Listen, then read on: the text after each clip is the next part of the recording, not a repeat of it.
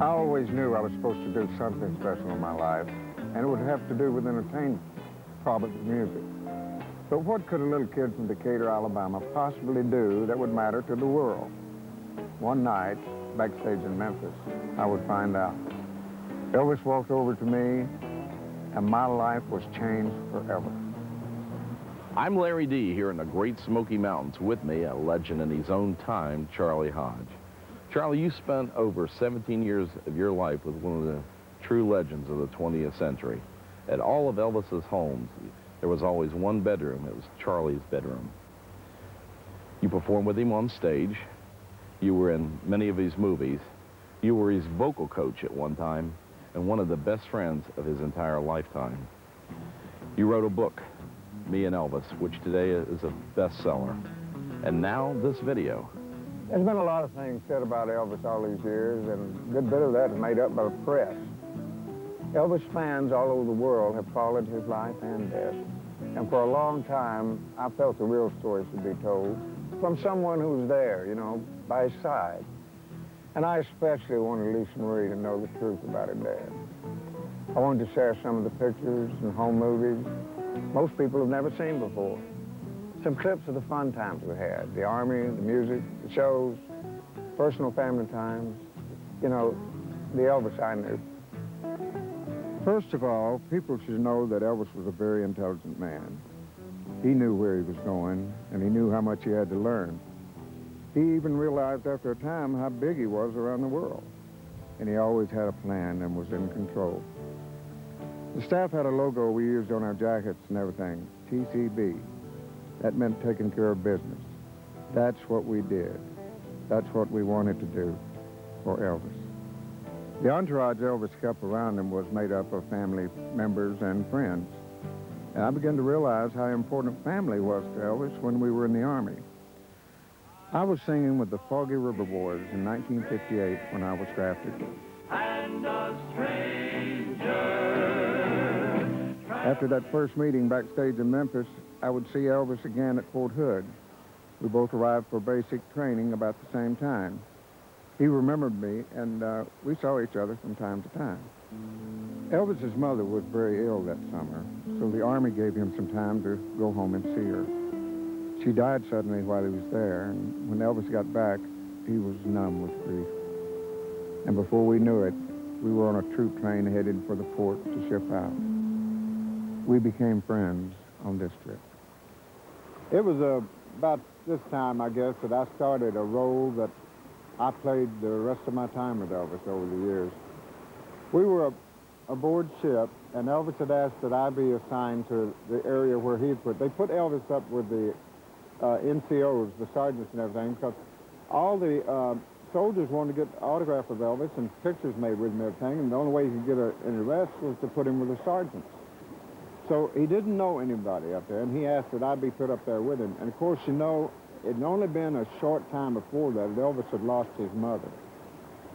And daytime was fine. We were going around the ship. We were playing with the accordion band and everything. And then at night, you know, after we went to bed, I could hear Elvis grieving in his bunk.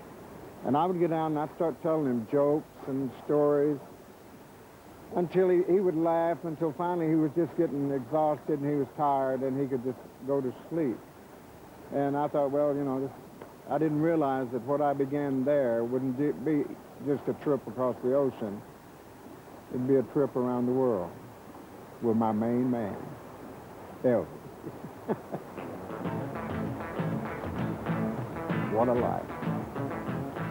If there was anybody that was ever a friend and to Elvis Presley, it was Charlie Hodge. I was fit to shine my shoes in barracks one day, and somebody came over from the first sergeant's office and said I had a phone call. Went over there, and Lamar asked me, could I get a 15-day leave? Elvis wanted to go to Paris for 15 days. So I got permission, man, and got in touch with Elvis. We went 3 days in Munich, Germany, and then 10 days in Paris. So we got there, man, and the first thing we got there, we were exhausted. It's early in the morning, and we're up on a hill overlooking Paris. These people wanted to see the sunrise in Paris, and we were dying to go to sleep. So when we started doing like all the tours, we were catching the show at the Lido de Paris, the Moulin Rouge. We tried to be like regular tourists and walk up and down the Champs-Élysées, but they said, Elvis, you can walk around in Paris because they don't do stars like they do stars anyplace else. They leave you alone. And we said, good. We went for a walk on the Champs-Élysées, and you'd have thought France de Gaulle had come, Charles de Gaulle had come there, whatever his name was. And because the people hit us, and we had to fight our way to a movie theater, buy a ticket, and go in, and we called our driver that had the limousine. He'd come around and met us at the theater. We went straight through the theater, got the limousine, and left. So we didn't try that anymore. But we'd go shopping at different little places and catch the shows, and it became a daily. I remember one time we were riding up the Champs-Élysées between the Arc of Triumph and the Eiffel Tower. And Rex Mansfield and Elvis and I started singing a trio of some number, and we just kept singing the same song over and over again, and we were just going from one end of the street to the other one, and finally, you know, we said, Lamar, get out and go cancel the show. We were going to Lido show at night, so we had Lamar go in and cancel it because it was more important. We were enjoying ourselves singing, just riding up and down there from the Champs-Élysées to the Eiffel Tower, you know, down the Champs-Élysées, the Eiffel Tower, between the Arc of Triumph, you know. We just rode and sang and sang. And then the girls from the Lido show would come over and see us. And I remember one night they called, the theater called and said, could you have the girls come over? And we said, well, what's the problem? They said, well, we really would like to start the show. They'd been there all night. Elvis loved to watch the movies on the post, and he actually studied the actors. You know, he noticed that actors with dark hair lasted longer. His hair was naturally light, but after his first movie, Love Me Tender, he had it dyed black. I think it was a couple of months, maybe 6 weeks or so before we left Germany. We were having a little party at Elvis's house there at 14 Goethestrasse. I'll always remember that. And a guy from the Air Force that was a friend of ours brought this young lady over, and it was Priscilla. She was 14 years old at the time. And Elvis, I think, was just dumbfounded. I mean, he didn't hardly speak to anyone else the whole evening. He was just talking to her. And when she left that evening, he called me over and he said, Charlie, did you see the structure of her face? It's almost like everything I've ever looked for in a woman. So I think he decided that night that Priscilla was going to be his wife. It was a pretty good plan because it worked out. Elvis was getting ready to record his first album after getting back, and he asked me to go along to Nashville. When I asked him what I would do while he was busy recording, he said, well, we could sing "Oh, We'll Be Home Again" like we did on the ship. That'll be the first full duet I've ever put on an album. We had harmonized our way through the Army. We were on our way to Nashville and to another step in our relationship as musicians. From that time, for well over a decade, life was a series of phenomenal events. Elvis interrupted the recording session to go to Miami to appear live with Frank Sinatra. He'd been out of the Army only about a month.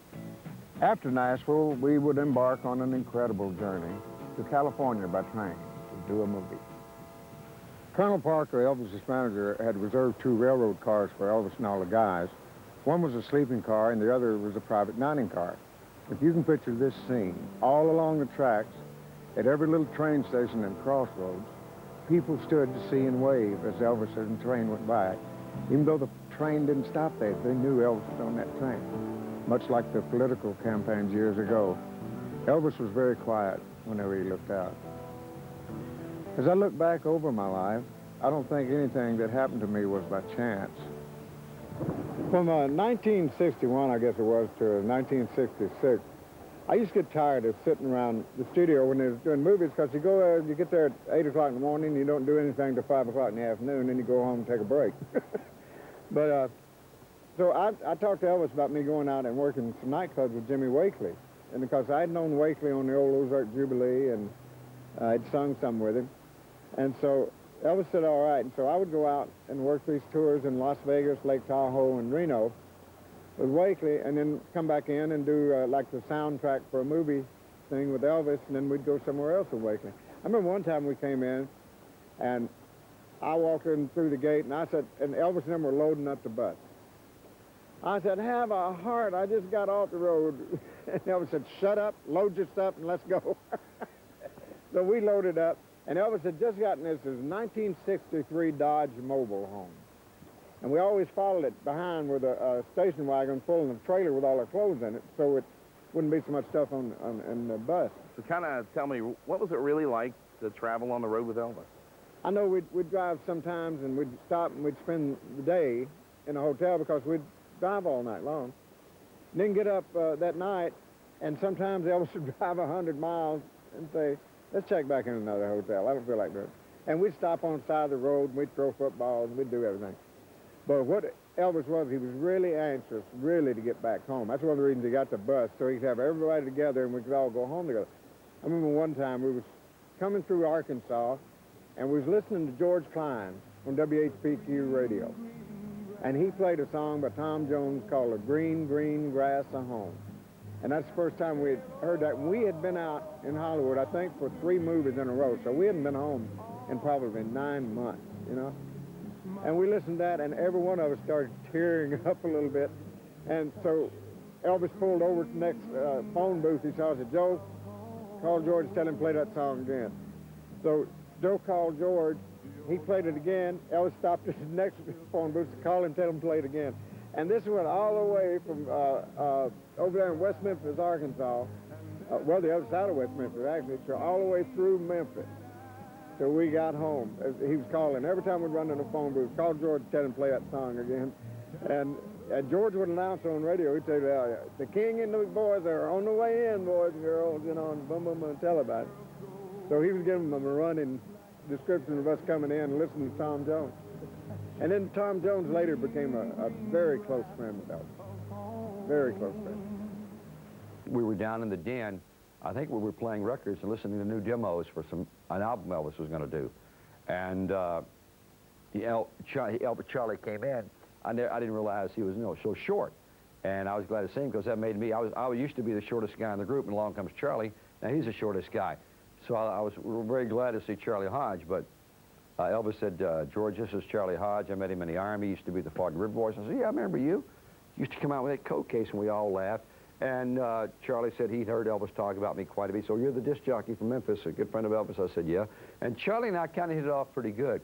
Elvis always would dress for all occasions and everything. We had, like driving across country, we had jumpsuits with our name on it. He had a great time with the truckers, didn't he? Elvis would drive the bus going across, and these truckers would recognize him.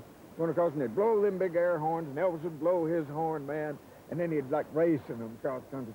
It wasn't a race, but he had fun. He was playing with the truckers, you know. He had his own truck, customized, naturally. But he dressed special always. Elvis was proud of who he was and never wore a disguise that I know of at all. And he would always dress the way Elvis was supposed to look. So he was dressing for the fans every day. A lot of pride. Yeah, a lot of pride in what he had done, what he had accomplished, and who he was. And Elvis could dress, nobody else would look that good in those clothes, but he would look fantastic, you know.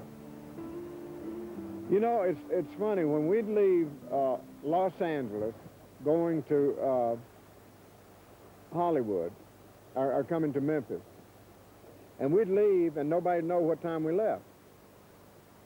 But somehow, when we got to Graceland, even if we flew, it's not going bus, if we left tonight, caught a plane, and it's midnight here, and 6 o'clock in the morning we're landing in Memphis, there'd be a crowd there waiting. Somehow the fans knew we had left, and they passed the word to each other. The same thing, we'd go to L.A., there'd be nobody around the house in L.A., we'd leave late at night on a plane, go to L.A., get to the house, crowd of people standing out there when we got there. They kept in touch with, they had their own underground. They knew where you were. They knew where we were, yeah. When we'd get into a town, we'd be on tour, and we'd get off the plane, sometimes they'd have like 2 or 3 Cadillac limousines there, and Elvis was getting one, and Dr. Nicopoulos and myself were getting another one, and somebody else another one. Then we always had the bus for everybody else. And if there were any fans outside the airfield there when we went out, they didn't know which one to follow. Because Elvis could be in the front one, he could be in the middle one, he could be in the back one. Unless you could really get a good look at him. And the way those cars were moving, because the police were always the greatest anywhere we went. They gave us a police escort. So when we left the place, we was already doing 30 or 40 miles an hour when we hit the highway, you know. But Elvis, we did that ever so often. You know, Elvis would be in one car, I'd be in another car with Dr. Nicopoulos, and then you couldn't tell. It might not be anybody in those cars. Elvis might have been on the bus also with the rest of the guys. In fact, I remember one time when we were playing here in Tennessee, and we had a limousine to take us to the concert, and there were so many people outside the motel, we thought they was going to turn over the car, and from then on, for the next 2 nights we did concerts, we rode in the bus because we figured they couldn't turn that over. The fans would get excited, though. Sure. Oh, yeah. Now, tell me about the secret mission you had in regards to Elvis's wedding. When Elvis decided to get married, it was like Mission Impossible, man. Very few people knew what was going on, you know. Joe Esposito knew, and I knew, and the Colonel, of course, knew, because Colonel set it all up. And all the guys thought I was driving Colonel down to Palm Springs, because that was one of my normal jobs, drive him to Palm Springs, go down Monday morning, pick him up, and drive him back. But what we were doing during this whole period of time is we was heading, like, going to Palm Springs, but see, just before you get to Palm Springs, you turn left and go to Vegas. So we were going to Vegas, and the Colonel was setting up Elvis's wedding. And we couldn't even talk to each other about it. Everything had to be kept, each person doing what they're doing. Nobody else knows what the other person's doing. And so this went on until time for Elvis to get married. And then we left the house in the car, drove to the Beverly Wilshire Hotel, drove downstairs, went up and stayed in one of the rooms for 2 hours. Then after it got early in the morning, you could see any cars for it. We went down and got the cars and drove the rest of the way to Palm Springs. Then got up the next morning, everybody loaded in the planes and went to Las Vegas, where there's all the news media down there ready to grab, you know, get pictures of Elvis's wedding. Then all of a sudden, we're in Las Vegas. And the media, Colonel kept it so it wasn't like a circus. And Elvis and Priscilla got married, and then they came to the wedding breakfast, and that's where the media got to see them for the first time, and they were now man and wife. But the Colonel handled that so there would be no circus. His marriage could have some elegance about it, you know, some privacy. And it was just beautiful.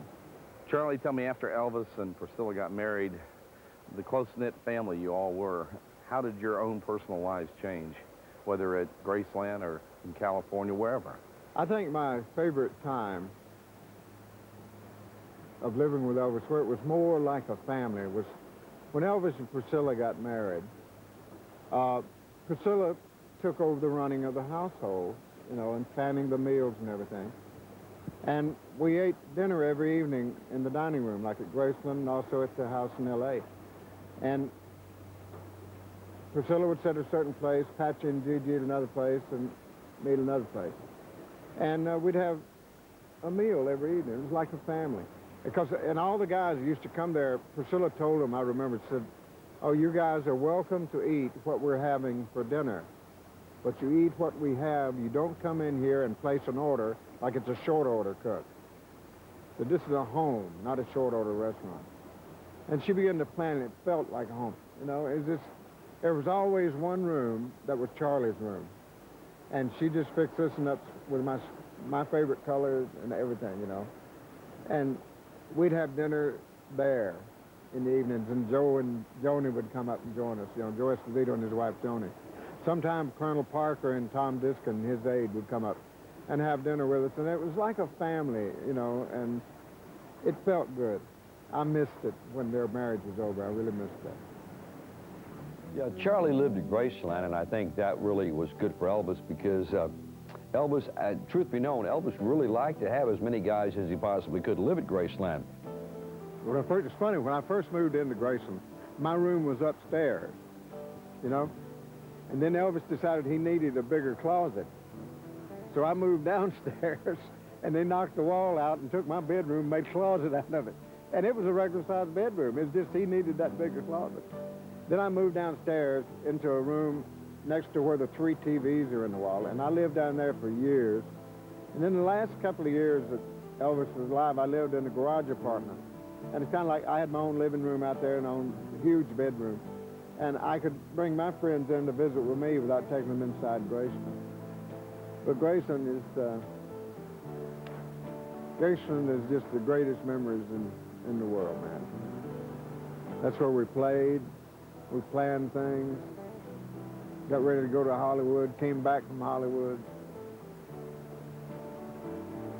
There's so many memories there. You were in many of Elvis's movies, and I remember a part you played in the movie Charo. We were on location in Arizona. And Elvis was, he was looking forward to doing a Western, you know, to where he was, in the picture, he's like a gunslinger, a Charo. And then we got there and the script started changing because, well, Elvis said it was about the time that they started talking about all the violence on television and in movies and everything. So Elvis, he said, well, the gunfights are turning into dirty looks, you know. And he went over to Charles Marcus Warren, who wrote the script for that movie and was the director. And he said, what's wrong, Mr. Warren? And he said, Elvis said, they called me 3 weeks ago and said, we're doing an Elvis Western. They didn't say we're doing an Elvis movie, and it's a Western. We're doing an Elvis Western. And said, and I had to write this thing in 3 weeks. And he looked at Mr. Warren. He said, Mr. Warren, let's do our job, take the money, and run. I was walking around on the set of Clambake one day, and we'd been having a water battle. You know, we had water guns, and then that wasn't enough. We'd get a glass of water, and sometimes take shaving cream, put a head on it, you know, to have our water battles. And then it got into buckets of water. And I was standing around the edge of Elvis's trailer waiting for him to come out. And one of the guys had climbed all the way to the top of that studio, one of those catwalks, and a bucket of water hit me right in the head, you know. And I looked up, and the second bucket got me right in the face. You know, my shirt was just drenched. So I went over to the wardrobe and got me a dry shirt. And then I went over and put it in one of those big blowers they have on the set to keep the air circulating. I hung it up in front of it, you know, to dry. And about every 20 minutes or so, I'd go back over and feel of it, and it's still wringing wet, you know. And I'm telling you, this went on all day. Every 20 minutes or so, we went out, we broke for lunch. It was gone an hour. I come back, and it was still wet. So one time, I went around there and felt of it. It's still wet, and so I walked around the edge of the trailer, and I turned and sneaked back and looked around, and Elvis had a fire extinguisher and was getting it all wet again. He'd been doing that all day long. We was doing a picture of Trouble with Girls. It was one of those pictures where we were having water battles, you know, and firecrackers we'd light around each other, and just, you know, just things to do when they weren't shooting. And it was getting towards the end of the picture, and the last scene they shot was a scene where Elvis was lying on a circular thing that went around like that. It was all black, and he was in pajamas, so they could show that scene where he's floating through the air and so forth. So that was the last scene. And Elvis kept feeling something was up. He said, Charlie, said they're up to something. They're going to do something. Said, you and Joe find out what it was. Well, somehow I got sent to the colonel's office, and Joe got sent somewhere else, and we never did find out what they had planned. And what they did, as soon as the director yelled, cut, and then the assistant director says, that's a wrap. That means that's all the shooting, it's over with. Richard Davis and I think Jerry Schilling, all these guys had pies that they had gone and bought. And Elvis raised up, and about the time he raised up, he caught pies coming in every direction. He was picking up just meringue pie and throwing it back at them like that, you know. And just got pie all over. Well, he went and cleaned up. He said, find out where they are. Debbie Reynolds, Bill Reynolds' brother was Elvis's makeup man. That was Debbie Reynolds' brother. And he was over at this little bar. It's kind of catty-cornered from the movie studio with his friends laughing, having a beer. We got Elvis, man. He'd been shooting those firecrackers. We got him this time. Well, Elvis sent us guys to grocery stores, and we went and bought whipped cream. We must have had 20 cans of whipped cream. So we went over to this little pub, and we came in from both doors. And Bill looked, and there was nowhere to go. We were coming in the only exits, you know. And he's over in the corner like that, and Elvis and them just took whipped cream and just buried him in the corner with whipped cream there, man. And then we just left. But it was all in fun. It was all in fun. Elvis loved the island. Hawaii was one of his favorite places to go. We went there several times over the years. And he used to love to stay at the Cocoa Palms Hotel because that's where he'd stay when he did the film Blue Hawaii. He loved the Hawaiian ceremonies at dinner time. To announce dinner, the hotel set signal fires among the trees. And also, while I was there, the Navy always put their admiral's barge at his disposal. What not many people knew is that Elvis had given a special concert to help pay for the Arizona Memorial in Pearl Harbor. Just beneath the memorial is the sunken battleship. Whenever he went to Hawaii, he liked to take people out to visit the memorial. Elvis was resting in his dressing room right after the Aloha from Hawaii television special, which, by the way, was seen by 2 billion people around the world. One of the guys came in and said there was someone to see Elvis, and it was Jack Lord. Well, now, Hawaii Five-0 and Jack Lord, Elvis watched them every time they were on, so that was one of his favorites. So Jack came back there, and man, it was just like instant friendship, you know? And Jack was talking to Elvis, and he said, you know, I don't think I've ever heard such dramatic music in my life. And Elvis said, Charlie, get this man a seat. We don't want to lose him, you know? And then the next week, Jack and Marie, his wife, invited Elvis and all those guys over for dinner at their apartment. You know, once Linda Lee had come up to see Elvis at his suite there, her dad was doing a recording session one time, and he needed a tenor singer. And she said, well, Charlie Hodge works for Elvis, and he used to be with the Fog River Boys. So Wakely had me come over and do a recording with him, you know, doing some vocal backup with this quartet he had. And then George Ritchie, who's married to Tammy Wynette now, George came because he was my piano player when I went in the Army with the Fog River Boys. And George came to me about reorganizing the Foggies, and I was getting kind of tired of sitting around movie sets, so I talked to Elvis about me going on the road with the quartet and working some in Nevada. And he said, well, go ahead, you know, just come back in and help me do the sessions and everything. When you're not working, you come back here as home. Okay. So I had the quartet there, and then the quartet broke up, and I stayed with Wakely up to 1966, working along with Louis Prima, Sam Butera and the Witnesses, Harry James, you know, the orchestra. Harry James was my keynote playing buddy. And just a lot of stars I was working with there in Nevada, and kind of learning, I guess, what I needed to know to lay out a show for Elvis.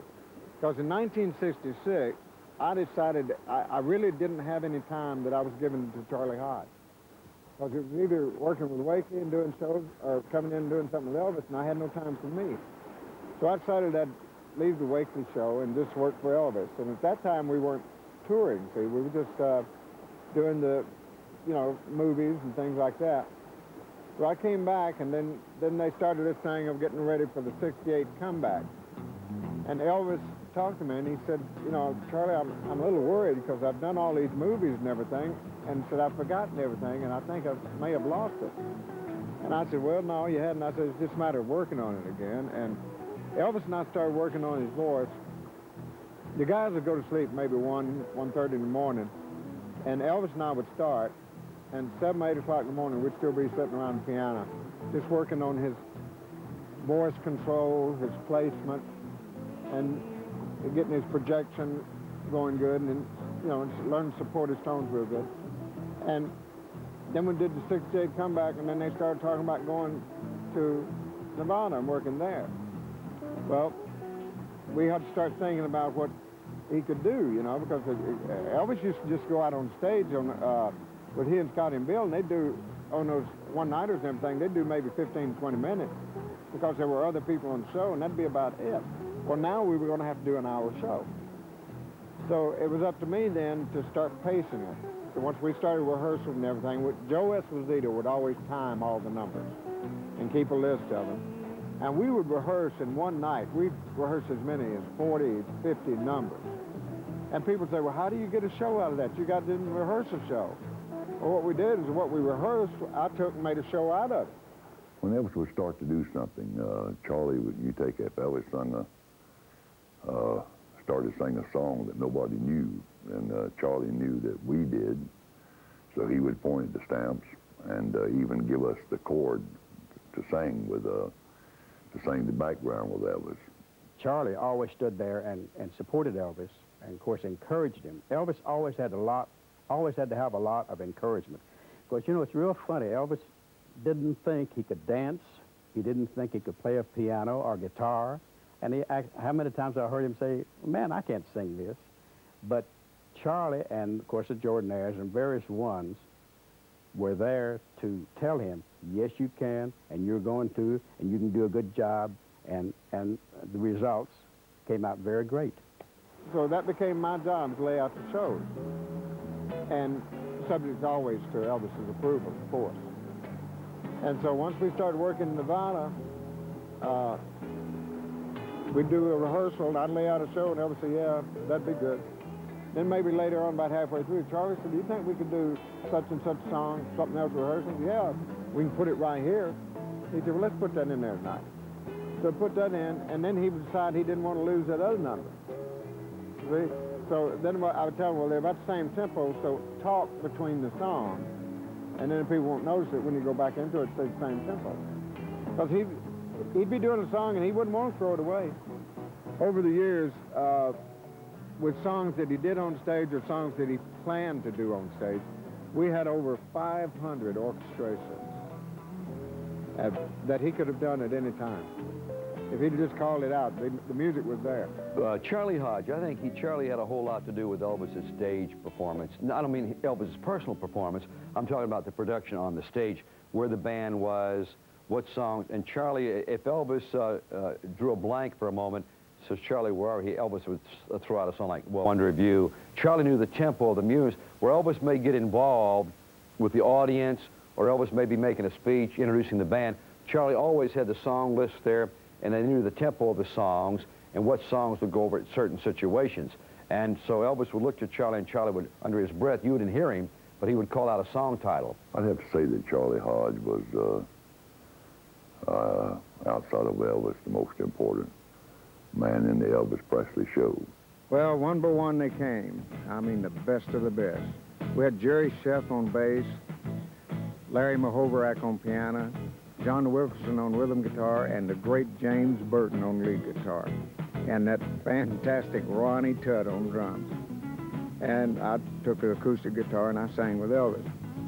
Larry only made the first engagement for us, and then Glenn Hardin joined us with his piano after the next opening. Elvis then called in the Imperials Quartet and the Sweet Inspirations. And one of the Sweet Inspirations, it was 4 of them at that time, was Cissy Houston, the mother of Whitney Houston. And we began to plan the show. You know, we went and we caught Barbara Streisand, who was kicking off the first month at the New International Hotel. And this is the same stage that Elvis would be on, you see.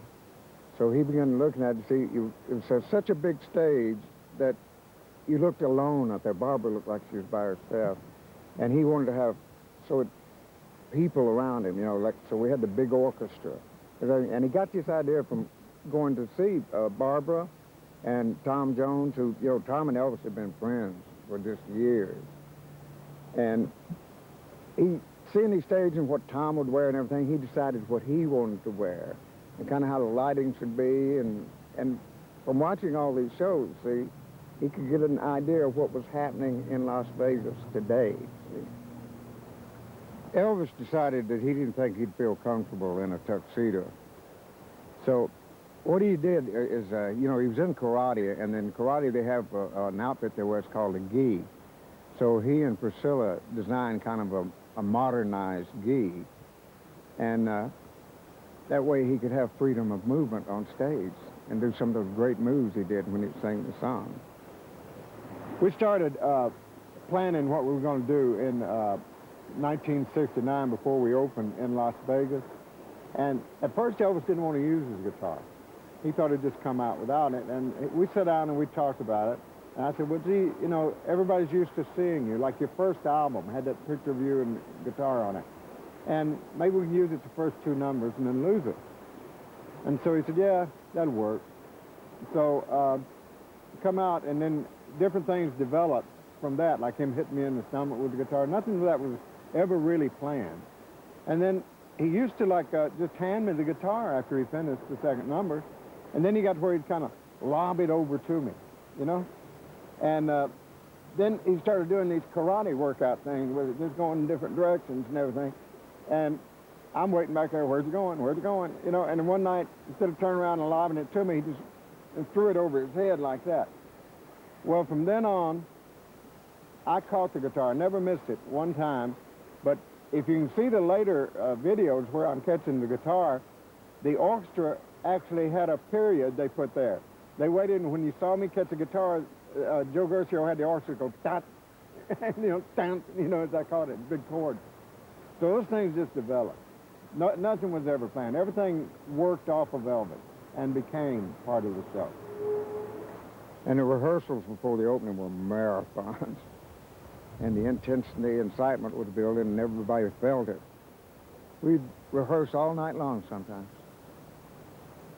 Somebody asked me one time, you know, like what all I did on stage for Elvis, and it was a number of things. Like I laid out the shows, you know, subject to Elvis's approval, of course.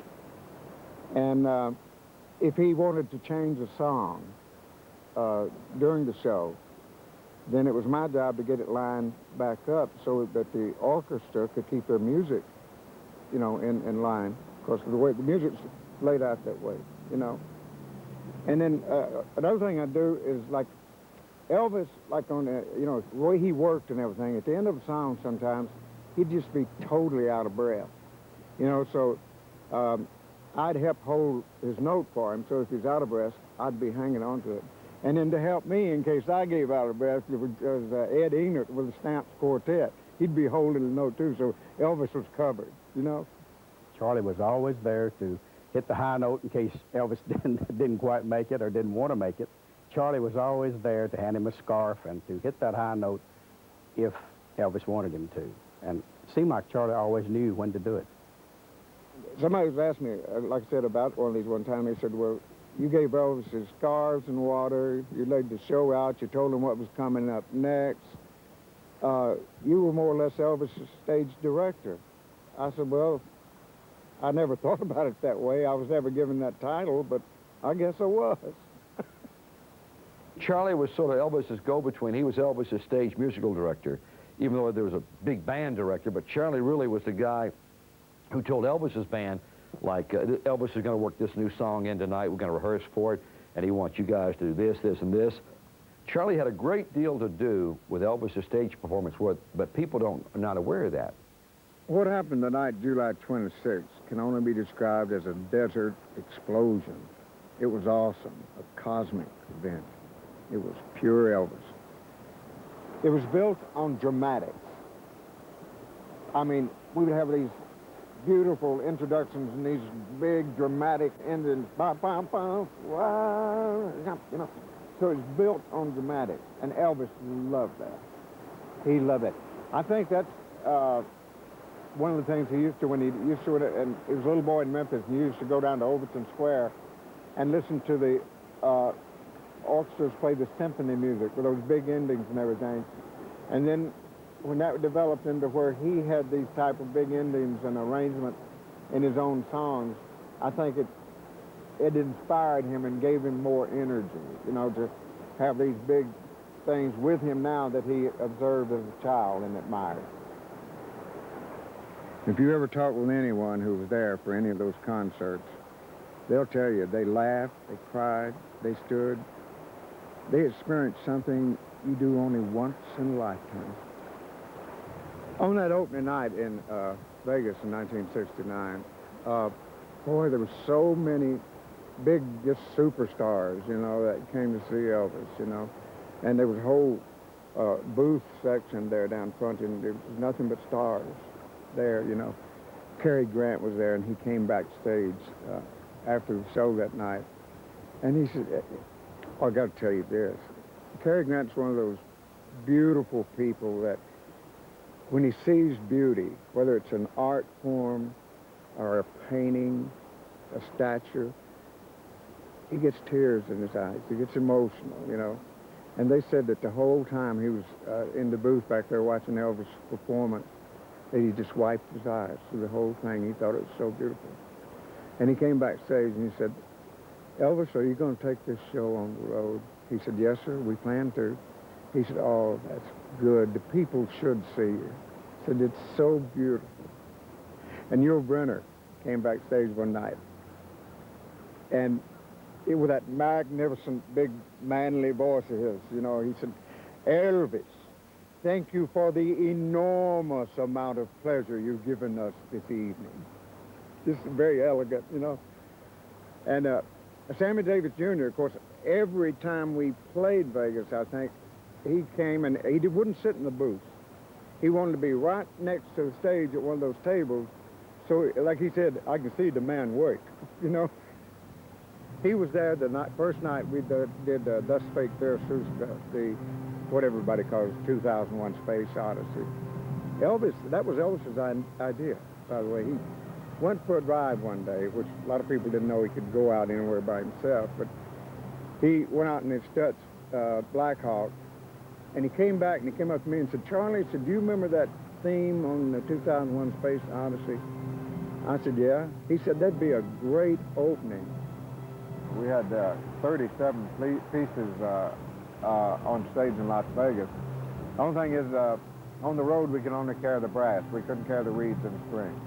The only time we ever used the reeds and the strings on location like that was when we recorded at Madison Square Garden. And then it was conducive there to use the strings and the reeds and the brass.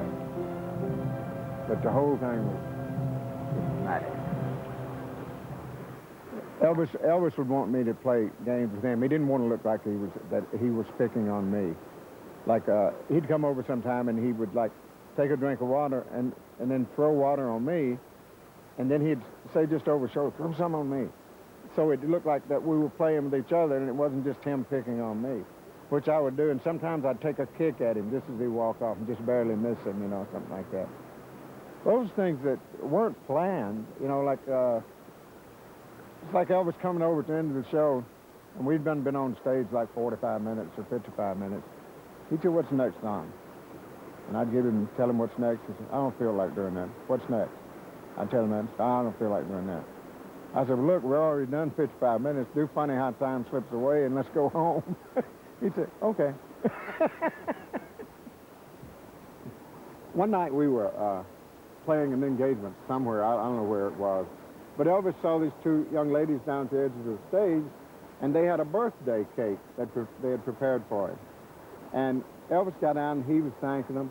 And when he looked up, he had that look in his eyes. He's up to something, you know? And I said, uh-oh, here it comes. In front of 18,000 people, here it comes. And he did. As soon as he said thank you and turned